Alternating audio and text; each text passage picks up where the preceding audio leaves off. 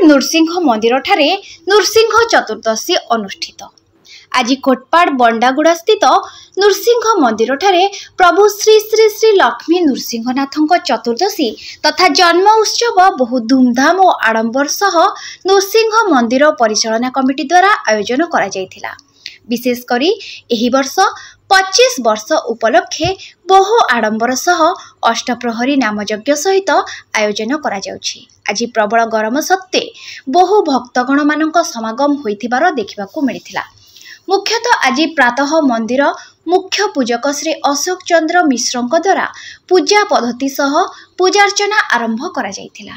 आज नृसिंह चतुर्दशी रे कोटपाड़ हरेकृष्ण भक्त मानक द्वारा हरेकृष्ण नाम संकीर्तन सह एही वर्ष 25 वर्ष उपलक्षे अष्टप्रहरी आयोजन करा जाई विभिन्न पड़ोशी ग्राम यथा नारीगाँ पड़ापदर सह अन्य ग्रामरू अष्टप्रहरी नाम संकीर्तन दल माने उपस्थित रही प्रभुंक नाम संकीर्तन गान करिथिबार देखिबाकू मिलिथिला। मुख्यतः प्रतिवर्ष परी एही वर्ष मध्य अन्न प्रसाद व्यवस्था करा जायथिला और उपस्थित समस्त भक्तगण सहयोग सह प्रसाद सेवन करिबार नजर आसीथिला। आज श्री श्री श्री लक्ष्मी नृसिंहनाथ चतुर्थी और जन्म उत्सव रे कोटपाड़ भारत मीडिया एसोसिएशन रो सांबादिक माने उपस्थित रही भगवान दर्शन सहित खबर प्रसारण करथिले। ओम उग्रवीरं महाविष्णुं ज्वलन्तं सर्वतोमुखः नृसिंहं भीषणं भद्रः मृत्यु मृत्यु नमाम्यहम्। प्रिय भक्तगण, आज आम कोटपाड़ नृसिंह मंदिर 25तम प्रतिष्ठा दिवस उपलक्षे आयोजित अष्टप्रहरी कार्यक्रम सकाल 5:45 आरंभ होईछि। आसंता काली सकाल 6टा पर्यंत यह कार्यक्रम चालू रहिब। तत्सहित मंदिर मध्य श्री अशोक कुमार मिश्र द्वारा पुरोहित कार्यक्रम मध्य चालू रही और बहु संख्यार भक्तगण आसी समारोह रे भाग नवा पूर्वक सहित लोक मानकर आग्रह मध्य प्रकाश पाई। एसहित लोक मैंने अन्न प्रसाद मध्य भूरी भोजनर प्रसाद उपभोग करी महा आनंदर सहित आज दिवस टी उपभोग कर। श्री श्री श्री लक्ष्मी नृसिंहाय नमः। प्रकृत में श्री वृंदावन बक्सी सुपुत्र चारिपुत्र मध्य ज्येष्ठ पुत्र होते नरसिंह बक्सी, जे कि तांकर इच्छा थिला नृसिंहनाथ मंदिर निर्माण करिवार। सदा सर्वदा लक्ष्मी नृसिंहकर बहुत बड़ जड़े सेवक थे आम परिवार पाई, बक्सी परिवार पाई।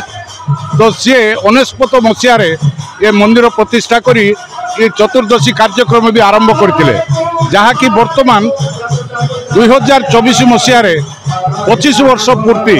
तो 25 वर्ष पूर्ति अवसर में आडंबर सहकारे कार्यक्रम करने बक्सी परिवार चिंता करिथिबारु यही कार्यक्रम आम आगे नीचु।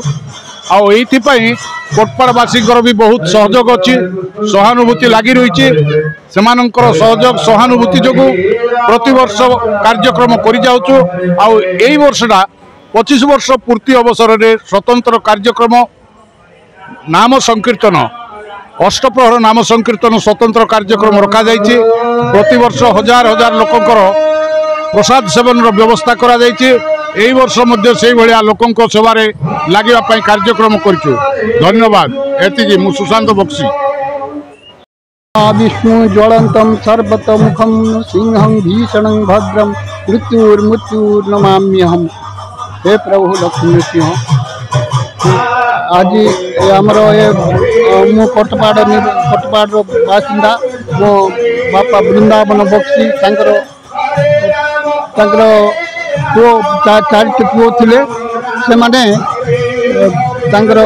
बड़ बड़ पुओ नृसिंहनाथ से मंदिरटी 19 साल प्रतिष्ठा कर 19 को 25 वर्ष पूर्ण होबारु से 25तम जयंती 25तम प्रतिष्ठा दिवस उत्सव पालन कर।